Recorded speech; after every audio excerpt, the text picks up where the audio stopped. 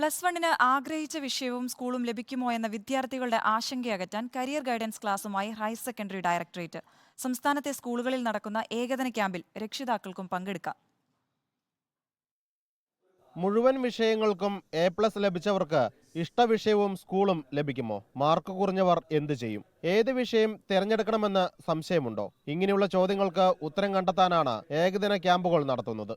SSLC കഴിഞ്ഞ് രക്ഷിതാക്കൾക്കും കുട്ടികൾക്കും ഒക്കെ ധാരാളം ആശങ്കകളാണ്. നമുക്കൊക്കെ നിരന്തരം ഫോൺ കോളുകൾ വരുന്നതാണ്.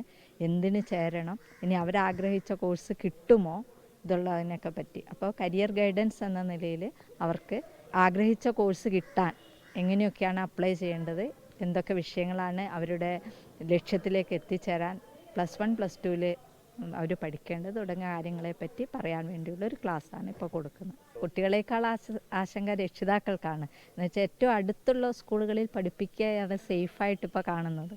അപ്പോൾ ആ അടുത്തുള്ള സ്കൂളുകളിൽ കിട്ടുമോ എന്നുള്ള ഒരു ആശങ്കയിലാണ് രക്ഷിതാക്കൾ. 5A+ ഒക്കെയുള്ള കുട്ടികൾക്ക് സയൻസ് ഗ്രൂപ്പ് കിട്ടുമോ എന്നുള്ള സംശയങ്ങളും ഒക്കെ ഉണ്ട്. കൂടുതൽ +1 ബാച്ചുകൾ അനുവദിക്കാതെ വിദ്യാർത്ഥികളുടെയും രക്ഷിതാക്കളുടെയും ആശങ്ക പൂർണ്ണമായും അകറ്റാൻ കഴിയില്ലെന്ന വിമർശനത്തിനിടയിലാണ് ക്ലാസുകൾ സംഘടിപ്പിച്ചിരിക്കുന്നത്. റിപ്പോർട്ടർ, കോഴിക്കോട്.